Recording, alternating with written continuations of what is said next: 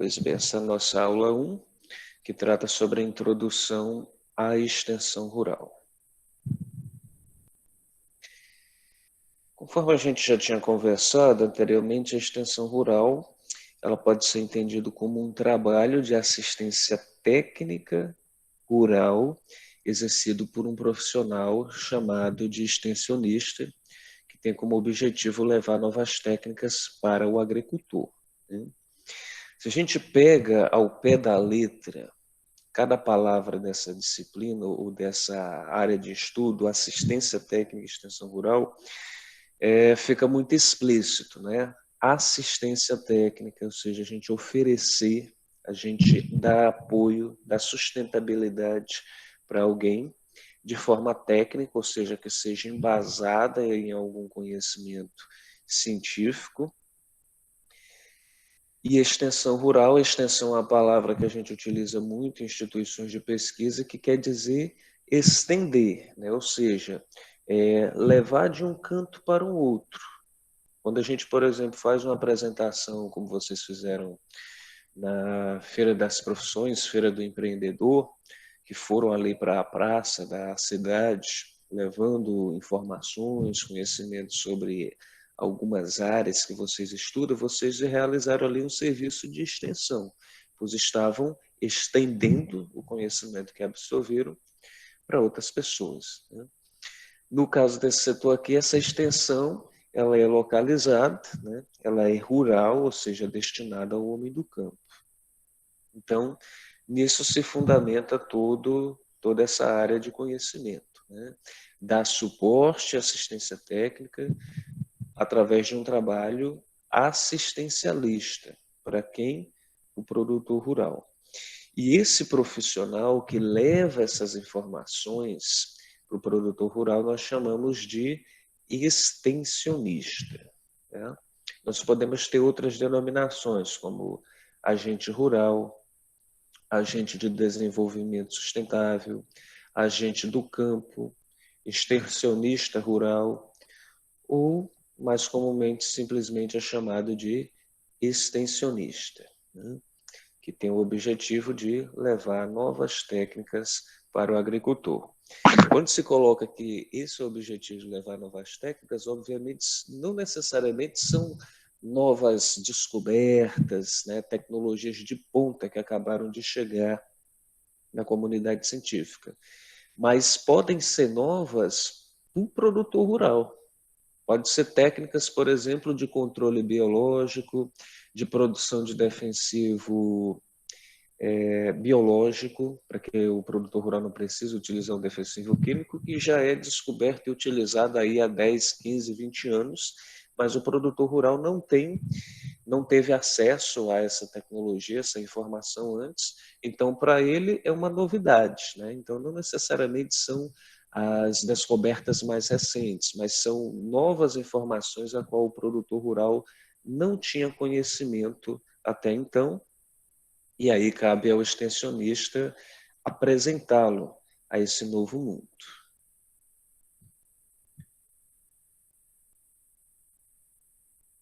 Nesse sentido, qual é o papel do agente de extensão rural, então?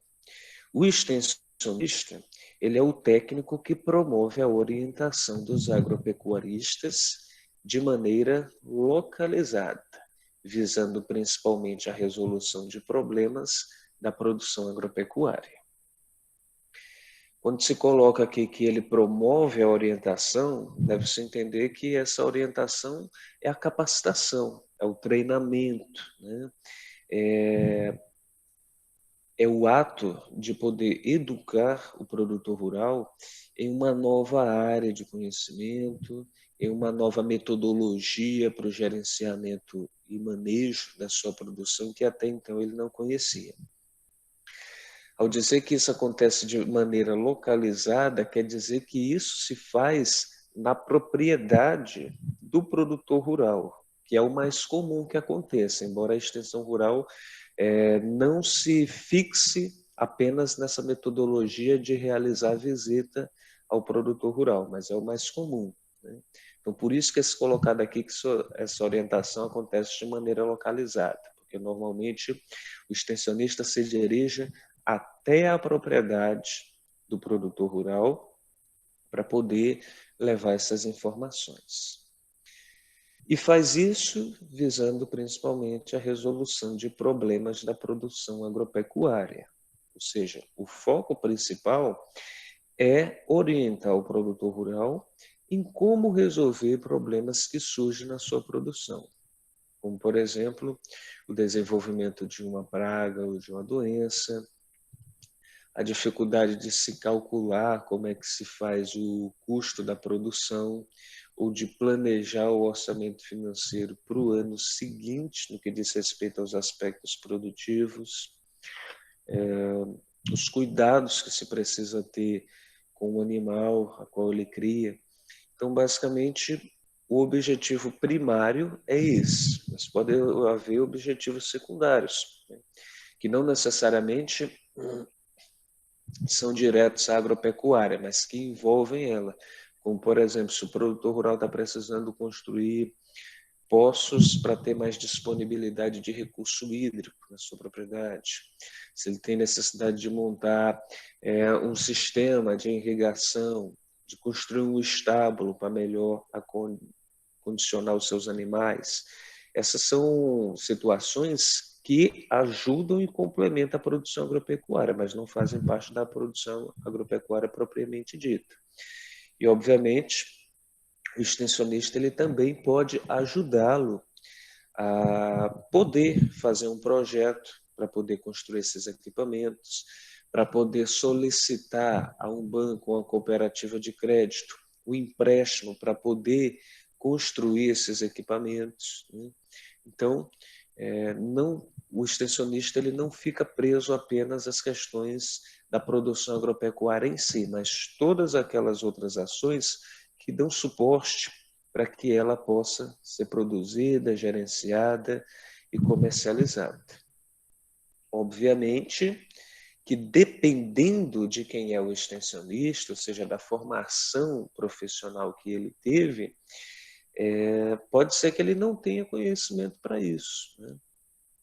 Se eu tiver, por exemplo, um extensionista que é um engenheiro agrônomo, ele não vai ter dificuldade de propor como é que ele deve construir o seu estábulo, por exemplo. Mas se esse extensionista for um médico veterinário, ele não vai ter habilidade para poder dizer com precisão como é que esse estábulo deve ser construído em termos de quanto de material que se precisa, qual o valor da mão de obra, né? São aspectos de áreas de conhecimento cuja formação de cada um é diferente. E, obviamente, os dois vão poder exercer o serviço de assistência técnica, mas se limitando à sua área de estudo, né? Se esse extensionista for um engenheiro de pesca e aquicultura, fica mais complicado ainda para ele prestar informações em relação à criação de caprinos, ovinos e bovinos, né? Ele vai ter que se preocupar em estudar um pouquinho mais em relação a essas áreas para poder dar conta das necessidades do produtor rural. O que não vai acontecer se o produtor rural que ele está atendendo é um produtor, por exemplo, da cassinocultura ou da tilapicultura, ou seja, já mexe com, ou já trabalha, aliás, com alguma espécie que é da área de conhecimento dele, que no caso seria a aquicultura. Então, existem essas particularidades. Agora, independente da área de formação do extensionista, que pode ser de nível técnico ou superior, e de vários e vários cursos das áreas das ciências agrárias, ele vai ter que, obviamente, se preocupar em entender as necessidades do produtor, independente do que ele produz. Se ele por exemplo, se esse extensionista tem formação em fruticultura e ele está atendendo um produtor que não produz frutas, que produz apenas caprinos, ele vai ter que pesquisar, ele vai ter que estudar para dar a assistência que é necessária a esse produtor rural. Ele não pode simplesmente dizer que não sabe o que dizer, né? Isso estaria completamente em desacordo com os objetivos dele como profissional. mais um pouco sobre essa dificuldade que a gente encontra em relação às formações de cada extensionista, eu vou falar mais um pouco à frente. Tá tudo bem até aqui, pessoal? Sim. Sim. Ok, vamos em frente. Agora vamos falar um pouco sobre quem que fornece a assistência técnica aqui no nosso estado do Ceará. Primeiramente, nós temos algumas secretarias de agricultura dos municípios, né? É importante colocar que, como eu já falei na aula passada, a extensão rural ela é garantida pela nossa Constituição, né? Ela é um direito do homem do campo e, obviamente, como direito, os governos eles têm obrigação de oferecer. No entanto, essa obrigação, nos dias de hoje, é de competência principal dos estados, dos governos estaduais, junto às suas secretarias estaduais de agricultura. No entanto, algumas cidades que são mais desenvolvidas ou que têm interesse, se elas quiserem oferecer o serviço de assistência técnica através das suas secretarias de agricultura, elas podem, né? Inclusive, elas podem fazer isso tentando conseguir recurso financeiro com o próprio governo estadual ou federal para que pague o salário desses profissionais, né? Vamos supor, por exemplo, que uma determinada cidade ela percebe que a agricultura é muito forte e que tem potencial ainda para crescimento e ela decide, olha, não é obrigação da minha cidade oferecer assistência técnica, mas eu acho que a assistência técnica que vem por parte do Estado, ela é pouca em relação à quantidade de produtores que eu tenho. Então, eu gostaria de oferecer esse serviço. Então, o secretário de Agricultura ou o prefeito, eles vão poder participar de algumas seleções que tem para concorrer a verbas que são destinadas às secretarias que querem prestar o serviço de agricultura. Ou eles podem pagar esses profissionais com recursos do próprio governo municipal, né, sem depender de recursos do governo estadual ou federal. Mas isso é mais difícil que aconteça. Então, isso é importante por quê? Porque hoje nós temos déficit do serviço de assistência técnica, ou seja, o serviço que é prestado é bem menor do que deveria acontecer. Então, é interessante que os governos municipais, principalmente das cidades que são mais desenvolvidas e que têm a agricultura mais forte, se preocupe em oferecer assistência técnica também, de forma a prestar um serviço mais relevante para a sua população rural, né? Nesse sentido, Jaguaruana aqui não tem técnicos que se prestem esse serviço, tem até alguns, se não me engano, pelo menos 2 técnicos que são concursados, inclusive, mas esse serviço não está sendo executado, principalmente porque são pessoas que já estão numa idade avançada, né? No momento que a gente vive hoje de pandemia, não poderiam estar em campo realizando esse serviço, mas a secretaria não tem também um planejamento, pelo menos até o momento que eu tenho conhecimento, de oferecer esse serviço, né, com esse protagonismo municipal, sem depender de outros órgãos. O que não acontece lá em Palhano, né, onde atualmente a secretaria ela está buscando a contratação de profissionais, né? A prefeitura está analisando ainda a possibilidade, mas a expectativa é que de 1 a 2 profissionais técnicos sejam contratados pela prefeitura para estar fornecendo esse serviço.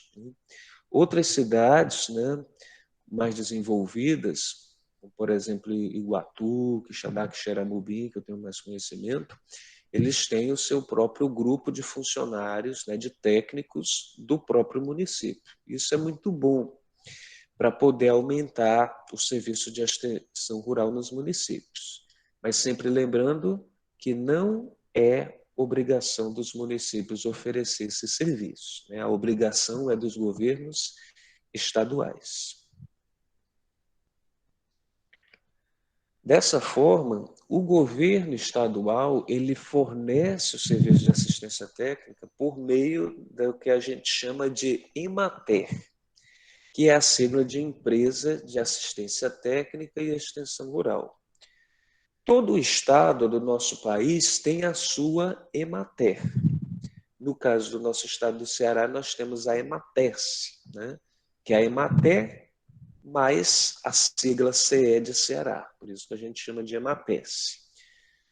E aí todo o estado brasileiro tem a obrigação de ter a sua empresa de assistência técnica e extensão rural, que é mantida em parte com recursos financeiros que vêm do governo federal. Então, o governo vem no governo federal, vai para o governo estadual, do governo estadual vai para a Secretaria Estadual de Agricultura, da Secretaria Estadual de Agricultura vai para a sua agência de extensão rural, né? Que no nosso caso é a EMATES.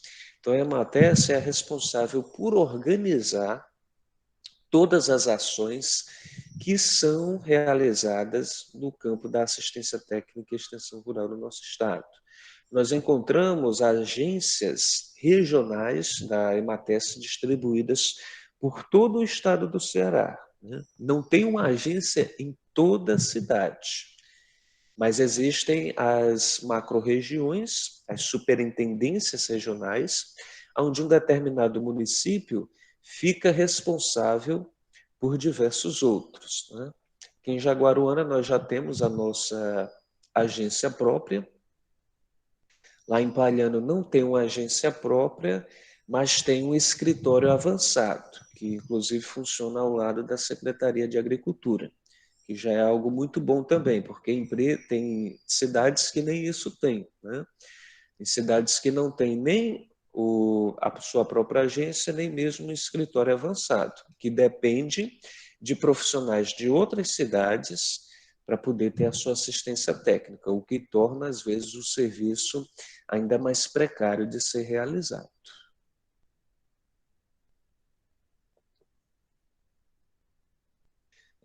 Como eu já falei, esse é um campo que vocês poderão ter, né, como futuro ambiente de trabalho, né, entre as diversas qualificações profissionais que se exige para ser um extensionista, né, se inclui hoje o técnico em agronegócio. E aí vale a pena também dizer como é que vocês poderiam ser um agente de extensão rural, né? No caso das secretarias de agricultura dos municípios, né, das que fornecem esse serviço, há duas possibilidades. A prefeitura realizar um concurso e efetivar esses funcionários, ou seja, quando você é um funcionário concursado, você é funcionário da prefeitura por resto da vida. Você só, independente de gestão que entre, né, se isso que é muito bom, né, se tem um determinado prefeito e aí outro governo entra outra pessoa, não vai trocar o profissional, você continua lá porque você é concursado. E existe também o processo seletivo, né? O processo seletivo é quando você vai fazer uma prova, uma entrevista, ou apenas uma análise curricular e fica empregado lá por um determinado espaço de tempo, né? Pode ser 1 ano, 2 anos, 4 anos, que é uma gestão municipal, né? E aí isso tem as suas desvantagens, né? Porque no caso, quando se troca um determinado prefeito, pode ser que esses funcionários que trabalhavam como técnicos sejam todos trocados por outros, né? Então, o mais interessante seria ser um concursado, mas poucas prefeituras utilizam desse instrumento para poder contratar profissionais nesse setor, infelizmente. Já no caso da EMATES, né, o O que existe, pode existir também o concurso e também existe a seleção pública. A seleção pública é o que é mais comum que ocorre. Normalmente a EMATES faz seleção pública de 2 em 2 anos, né? Como é o procedimento? Ela lança um edital. Para quem não sabe, o edital é um documento que traz todas as informações de como que vai ser realizado um processo seletivo. Então, nesse sentido, vai ser semelhante ao concurso. Quem está candidato a uma vaga de extensionista vai fazer uma prova, pode passar também por uma entrevista e por uma análise curricular. E aí, a partir do momento que é aprovado nessas etapas, começa a trabalhar por 2 anos. Depois de 2 anos, ou o contrato é renovado por mais 2, ou tem que fazer o processo seletivo novamente, né? Isso que também é algo que frustra muitas pessoas, né? Às vezes você é um excelente funcionário, um excelente extensionista, mas de 2 em 2 anos você tem que fazer o processo novamente, né? Para poder provar que merece estar lá ocupando aquela vaga. Enquanto que o concurso, bastaria que esse processo fosse uma vez e pronto, você ficaria efetivado. Nesse sentido, a EMATES, ela realizou recentemente, se não me engano, em 2018, um concurso, né, que inclusive foi um concurso que chamou bastante repercussão, porque o último concurso que a EMATES tinha feito tinha sido há cerca de 30 anos. Né? Então, estava precisando há bastante tempo de profissionais do quadro de funcionários ser renovado, e pessoas de dentro ainda dizem que a quantidade de profissionais que foram aprovados e começaram a trabalhar, alguns ainda nem começaram, ainda é insuficiente para dar conta da quantidade de extensão rural que precisa ser prestada no nosso estado, né? Então, nós ainda temos déficit de profissionais e há expectativas de, quem sabe, no futuro sejam realizados novos concursos ou se mantenha as seleções públicas de 2 em 2 anos. Outro órgão muito importante que oferece o serviço de extensão rural no nosso estado é o Instituto Agropolos do Ceará. Vocês já ouviram falar com certeza, inclusive uma instituição que sempre foi parceira do nosso curso nas semanas do agronegócio, né, oferecendo palestrantes para poder complementar as nossas programações. E o que é o Instituto Agropolos? O Instituto Agropolos é como se fosse uma instituição privada, mas ele funciona com dinheiro público. Por quê? Há um tempo já as secretarias de agricultura estaduais perceberam que apenas as EMATESs não dão conta de fazer todo o serviço de extensão rural. E aí eles têm vontade de ter mais profissionais, mas contratar mais profissionais se torna mais caro. E o que eles fazem? Eles terceirizam esses profissionais. A gente conversou sobre terceirização nas aulas de economia, eu vou relembrar. Terceirizar um serviço é quando a empresa contrata uma outra empresa para realizar um serviço que ela precisa. Então, nesse caso, a Secretaria Estadual de Agricultura contrata o Instituto Agropolos para também oferecer assistência técnica. Então, todo mundo que trabalha lá no Instituto Agropolos, desde o técnico que vai ao campo ao pessoal do administrativo, recebe dinheiro público que vem da Secretaria de Agricultura. Mas eles são uma empresa privada. Mas por estar funcionando com dinheiro público, o serviço que eles prestam aos produtores rurais, ele é gratuito, né? Então, eles ajudam a complementar o trabalho que é realizado pela EMATES. Enquanto a EMATES trabalha com assistência técnica mais tradicional, de visitar o produtor rural na sua residência, né, na sua propriedade, o Instituto Agropolos ele funciona de uma forma mais subdividida em projetos.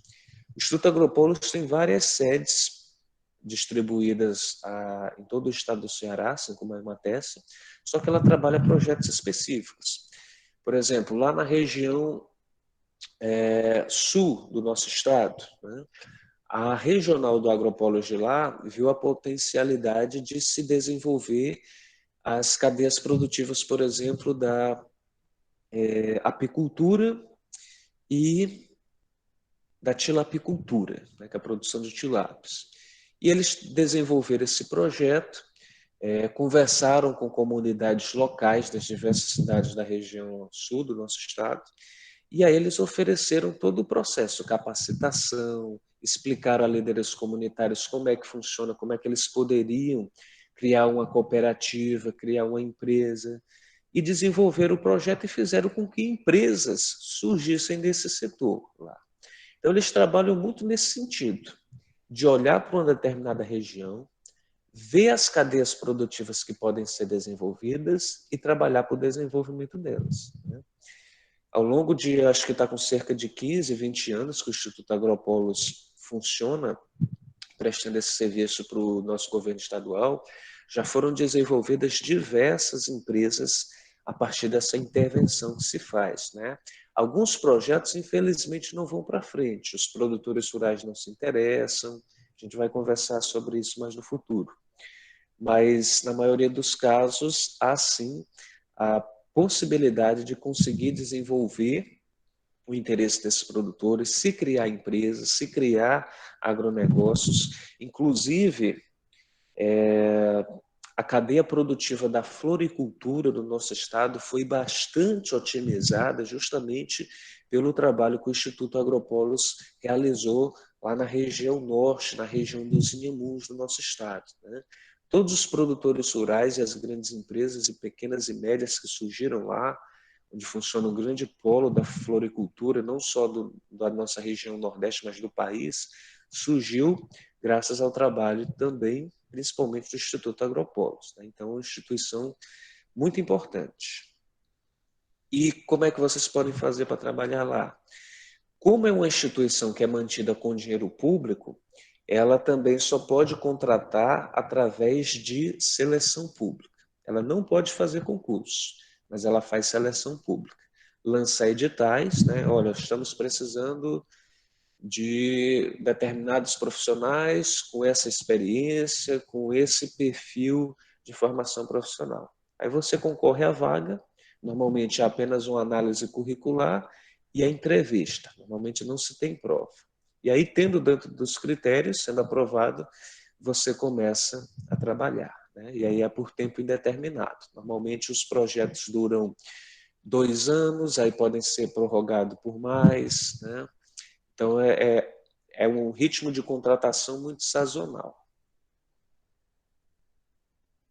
Outro instituto que é muito representativo no nosso estado, que oferece assistência técnica, é o Instituto Nordeste Cidadania, conhecido como INEC, que é, inclusive, uma das empresas que é sempre listada pelas instituições de carreiras como uma das melhores empresas para se trabalhar no nosso país, né? Graças aos diversos benefícios que essa instituição ela oferece, como, por exemplo,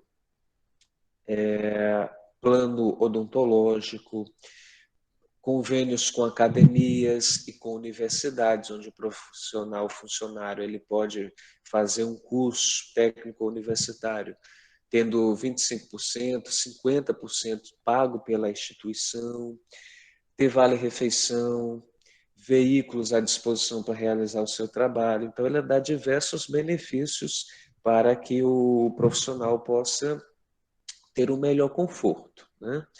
E aí, nesse sentido, o Instituto Nordeste de Cidadania ele é uma instituição, assim como a Agropolos, que é privada, mas funciona com dinheiro público. Ela pertence ao Banco do Nordeste e foi criada com o objetivo de criar ações sociais que ajudem a desenvolver e não apenas o homem do campo, mas também áreas urbanas, ajudando a pessoas com baixa escolaridade e principalmente também com baixa renda, que têm comportamento empreendedor, a conseguir desenvolver projetos que melhorem a sua rentabilidade e seu papel na sociedade. É ele, por exemplo, que é responsável por um projeto que é bastante conhecido, que é o projeto Crede Amigo, né? Aquele onde vários colegas, né, amigos, podem se associar para pedir um empréstimo e montar seu próprio negócio. E aí, no caso do Gosto. nosso setor, pois não. O Agroamigo também, né? Do Banco do Nordeste. Exatamente, é o que eu até ia colocar agora. No nosso setor tem o agroamigo, que funciona de forma parecida, mas não necessariamente você precisa se associar para pegar um empréstimo junto com outra pessoa. Você pode pegar apenas um produtor rural, pode fazer essa solicitação. O agroamigo, pessoal, na verdade foi criado com a seguinte finalidade. Como a gente vai estudar mais à frente, normalmente os produtores rurais, por não ter uma educação, né, tão elevada, por não ter muito conhecimento sobre gestão, era muito comum que ele pegasse um empréstimo de 5, 10 mil reais no banco, dizendo que era para investir no seu agronegócio, e na verdade ele dava a entrada num carro, ele comprava uma moto, né? Ou seja, não investia na sua produção. Aí o que acontecia? O tempo ia passando, como ele não investia no agronegócio e não tinha dinheiro para pagar esse empréstimo, porque se ele tivesse investido, o dinheiro ia voltar. Mas como não, ele acabava sem dinheiro e não conseguia pagar o empréstimo. Então o que acontecia? E acontece às vezes, muitas vezes hoje. O produtor rural é um dos públicos que mais é endividado no nosso país. Nós temos produtores rurais que devem de contas básicas de 1.000, 5.000 reais, a produtores rurais que devem na casa dos milhões, né? Justamente pela falta de gestão financeira. Então, há um tempo, principalmente na década de 90, as instituições financeiras começaram a se atentar a essa situação. Olha, nós temos a obrigação de emprestar dinheiro para produtor rural, eles são muito importantes para o nosso país, mas não adianta a gente emprestar dinheiro se a gente não tiver como conseguir controlar a forma como eles estão gastando dinheiro. Nós temos que ter garantia de que eles estão realmente investindo no agronegócio deles e vão ter rentabilidade para pagar esse empréstimo. Então, o agroamigo ele surgiu justamente com duas finalidades. Como é que o projeto é apresentado? Você pega dinheiro com a gente e não com outros bancos, como o Banco do Brasil, o Bradesco, que oferece também a linha de crédito para o produtor rural. Porque a vantagem de você pegar aqui no Banco do Nordeste é que a gente vai te dar um técnico para poder te dar assistência. Então, isso já chama a atenção do produtor, muito bom. Eu vou estar pegando o dinheiro e vou ter alguém que me oriente a como gerenciar esse dinheiro. Então, é assim como o projeto é apresentado. E, obviamente, a segunda finalidade é o objetivo do banco. Esse técnico não está indo apenas como uma cortesia, como um benefício adicional. Ele está indo também como uma garantia para o banco de que ele vai ter alguém que vai estar fiscalizando, que vai estar visualizando que o produtor rural realmente está investindo o dinheiro onde deveria ser investido, que era a produção agropecuária dele, né? Então, foi uma solução muito interessante que resolveu dois problemas. Garantir para o banco que o produtor rural vai estar utilizando o dinheiro da forma correta, sendo aplicado na sua produção agropecuária, obviamente com tudo para conseguir rentabilidade e, obviamente, pagar esse empréstimo ao longo do tempo. E segundo, o benefício para o produtor rural, que ele vai estar tendo todas essas informações e essa ajuda para que não cometa esses erros de gastar esse dinheiro de forma irresponsável, né? Esse é um projeto que deu tão certo que, inclusive, ele foi copiado, né, por algumas outras instituições, como, por exemplo, o Banco do Brasil, que tem a Fundação Banco do Brasil, que já chegou a oferecer assistência técnica desse mesmo sentido. Ele oferecia, era um pouco mais diferente. Ele oferecia assistência técnica de forma gratuita para qualquer produtor rural, sem necessidade dele fazer um empréstimo. Só que o objetivo era justamente, né, depois que o técnico ficava amigo do produtor, ele ia orientando, olha, por que você não faz um empréstimo lá no Banco do Brasil, né, para construir esse estábulo, para melhorar aqui as instalações? Então ele conseguia também cumprir essas duas funções que o Instituto Nordeste Cidadania fazia. Só que esse projeto, infelizmente, era bem mais caro, né? Porque o agroamigo está restrito a oferecer assistência técnica para que realmente pega o empréstimo no banco. E o Banco do Brasil não, ele oferecia para qualquer produtor. Então chegou um tempo em que a quantidade de empréstimos era inferior ao custo que a fundação estava tendo para continuar mantendo esses profissionais oferecendo assistência. Então ainda acontece, mas é numa quantidade muito pequena. Então, basicamente, essas são as 4 principais instituições que fornecem assistência técnica no nosso estado, pessoal.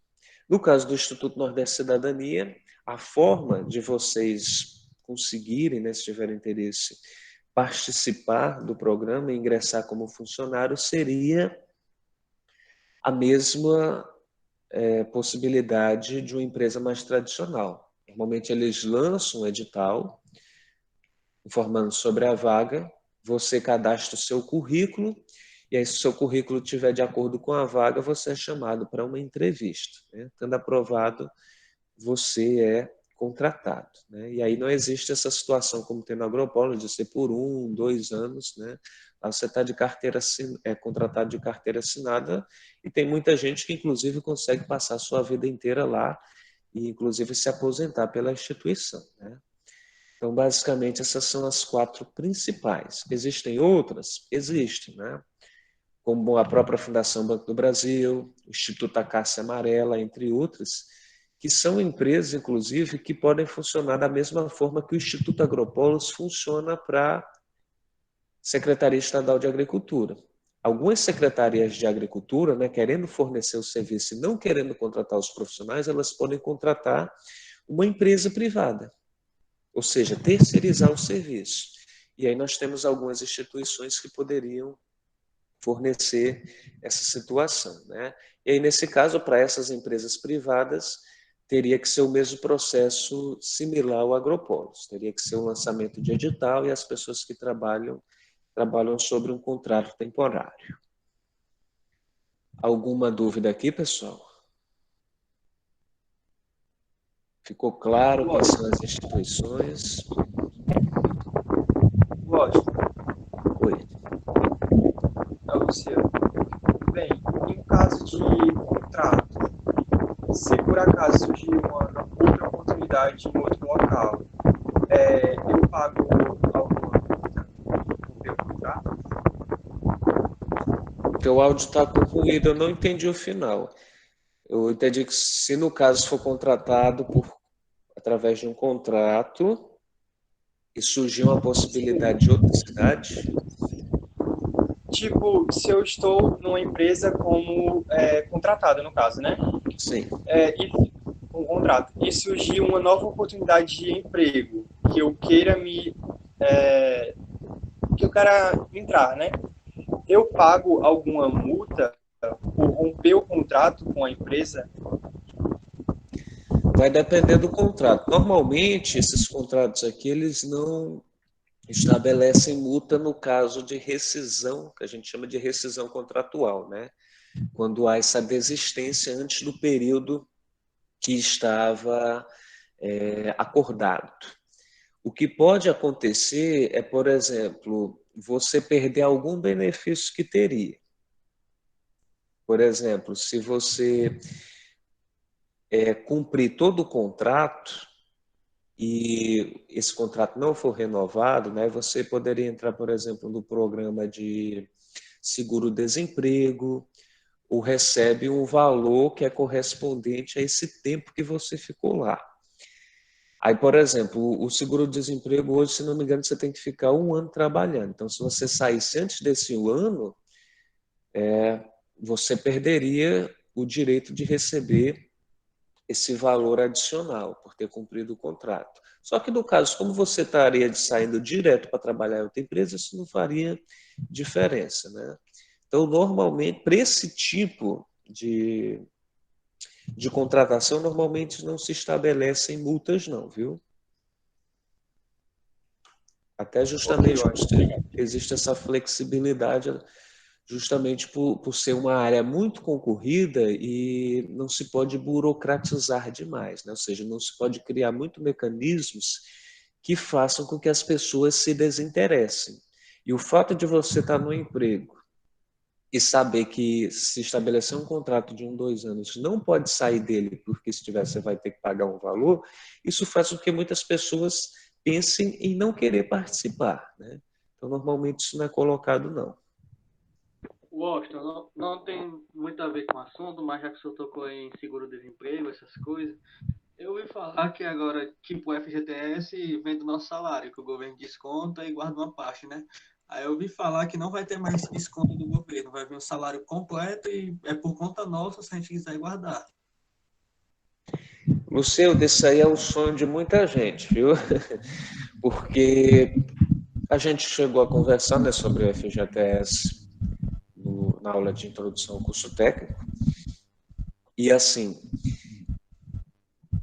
o FGTS, para os colegas aí que não lembram, né, é uma porcentagem do salário do trabalhador, que trabalha de carteira assinada, que é retido pelo governo, né?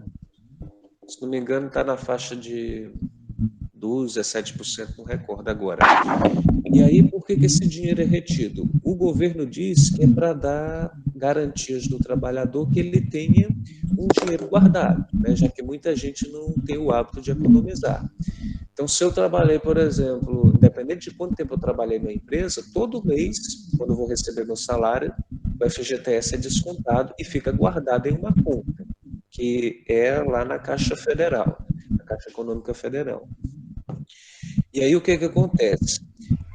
Eu não tenho direito a acessar esse dinheiro, só vou acessar esse dinheiro quando eu sair dessa empresa. Quando eu for demitido, eu pedir para sair. Ou em casos bem especiais, como aconteceu, por exemplo, no período da pandemia. Então, o que o governo diz é: esse dinheiro está guardado, que é para juntar uma poupança.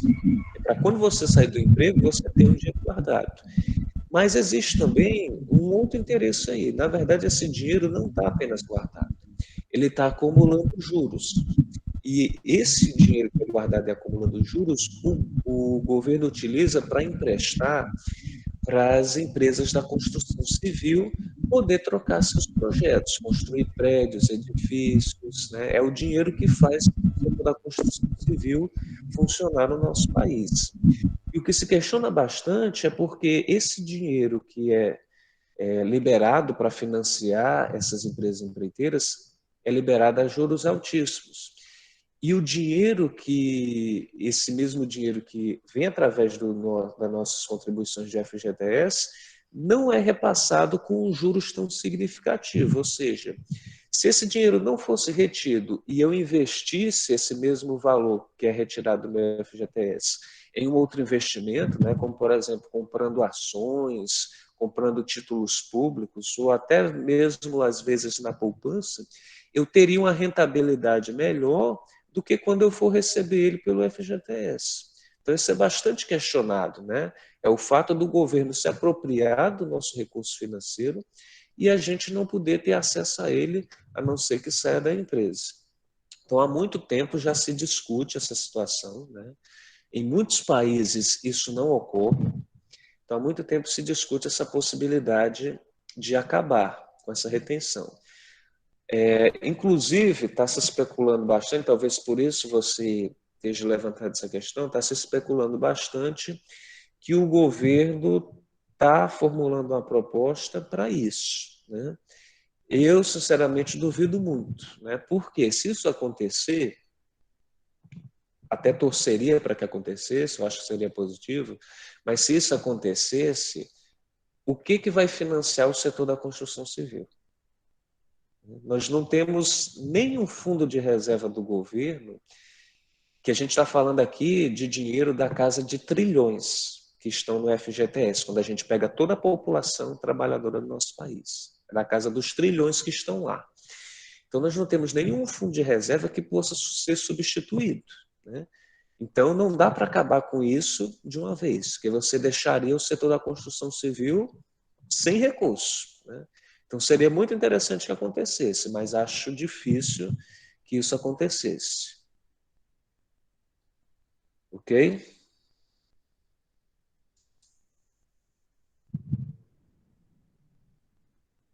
Ok, Luceuto? É o Dácio. Foi o Dácio. Afogaço, perdão. Tudo ok, né, Dácio? Pessoal, tem mais alguns pontos aqui para encerrar a aula, não sei se vai dar tempo, mas eu vou tentar. Deixa eu voltar para cá. E é a questão do que a extensão rural envolve, né? Como a gente já conversou, assistência técnica vai envolver diversas outras áreas de conhecimento, né? Então, quando o extensionista vai conversar com o produtor rural, levar informação, ele vai trabalhar com isso aqui. Primeiro, a pesquisa, né? É interessante que se realize pesquisas. Por exemplo, eu estou trabalhando com um produtor rural onde eu percebi uma nova praga que eu nunca tinha percebido quando eu estudei, né? Eu vou comunicar sobre essa praga, eu vou desenvolver um estudo, eu posso publicar um artigo, eu posso divulgar no rádio, na revista, né? Eu posso levar essa planta que desenvolveu essa praga para um laboratório, estudar, né? Quem sabe conseguir alguma situação que faça com que essa minha descoberta ela valorize a minha carreira profissional. Então, a extensão rural também envolve pesquisa. Crédito rural. O que é o crédito rural? É o dinheiro que é disponibilizado para o produtor rural pegar emprestado e financiar sua produção. Esse dinheiro é obrigatório por lei, certo? Então, quando a gente fala no agroamigo, ou qualquer dinheiro que é emprestado para produtor rural, seja pelo Banco do Brasil, Bradesco ou qualquer outro, esse dinheiro vem do que a gente chama de crédito rural. Não é qualquer dinheiro, né? É um dinheiro específico para o produtor rural. Só quem acessa é produtor rural. Se eu sou um empresário, por exemplo, que moro na cidade, tenho o meu negócio na cidade, eu não posso acessar dinheiro do crédito rural. E a gente vai ver uma aula mais à frente quais são as diversas particularidades do crédito rural. Por hora, basta você saber que o crédito rural é um dinheiro que é liberado para o governo, pode ser emprestado por qualquer banco, mas é específico para o produtor rural. Extensão rural também envolve organização, né? Que é o extensionista ajudar as comunidades a se desenvolverem com a organização, incentivando os produtores a fazerem sindicatos, a terem líderes comunitários, a criar perfis de liderança dentro de suas comunidades, de forma a organizar melhor o espaço rural. Isso envolve a mobilização, que é o ativismo, né? A capacidade do extensionista criar nos produtores rurais essa visão de que eles são protagonistas de suas próprias vidas, que eles não podem apenas depender do governo. Então, se mobilizarem para cobrar ações do governo para construir as estradas de acesso às suas comunidades, para ir buscar programas, né, de construção de cisternas, construção de banheiros, como a gente já teve no passado para o homem do campo, construção de polos de lazer, de bibliotecas comunitárias voltadas ao homem do campo, ou seja, uma série de diversas ações de melhoria para a zona rural que os produtores rurais devem ir atrás de políticos, ir atrás de instituições que são responsáveis por esses projetos, e aí o produtor rural pode incentivar os produtores a irem atrás dessas instituições e dessas pessoas. Envolve também associativismo e cooperativismo, que são situações de uma área de conhecimento que a gente vai, aliás, vocês estão estudando com o professor desde, né, em outra disciplina. Capacitação, que é justamente o treinamento desses profissionais, e as metodologias individuais, grupais e massivas, né, que é como é realizada essa capacitação, esse treinamento. A metodologia individual é quando o extensionista trata diretamente com o produtor rural. A metodologia grupal é quando o extensionista trabalha com um grupo, né, de 5, 10, 15, 20 pessoas, 20 produtores rurais. E metodologia massiva é quando o extensionista vai fazer um trabalho com centenas de produtores rurais, né? E aí é algo que exige muito mais trabalho e dedicação para você ter uma linguagem que atinja mais pessoas.